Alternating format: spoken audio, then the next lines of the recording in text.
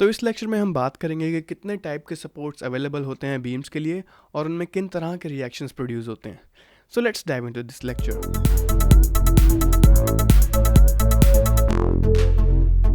तो सपोर्ट्स जो हैं वो बहुत ही मेजर रोल प्ले करते हैं लोड्स को ट्रांसफ़र करवाने का बीम से, क्योंकि वही डिसाइड करते हैं कि किस तरह से जो लोड है वो दूसरे एलिमेंट्स में ट्रांसफ़र होगा।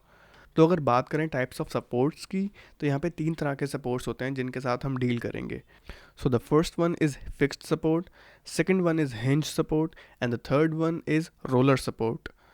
अगर हम बात करें फिक्स सपोर्ट की, तो फिक्स सपोर्ट का मतलब है कि अगर किसी बीम के एक एंड पे फिक्स्ड सपोर्ट है तो उस सपोर्ट का मतलब है कि वो बीम ना एक्स डायरेक्शन में मूव कर सकती है, ना वो बीम वाई डायरेक्शन में मूव कर सकती है, ना उस बीम पे कोई रोटेशन हो सकता है। मतलब वो बीम उस सपोर्ट पे रिजिडली फिक्स्ड हो जाएगी।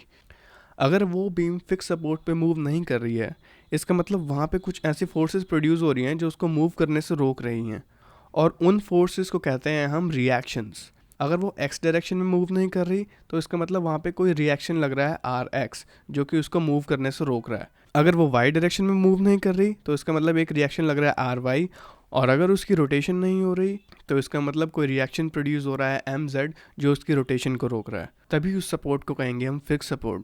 इसी वजह से फिक्स्ड बीम जो है वो फिक्स्ड कहलाती है, क्योंकि उसके दोनों एंड्स पे फिक्स सपोर्ट होता है। अब बात करते हैं हिंज सपोर्ट की। हिंज सपोर्ट जो है वो कुछ इस तरह से दिखता है। अब हिंज सपोर्ट पे 2 तरह के रिएक्शंस प्रोड्यूस होते हैं।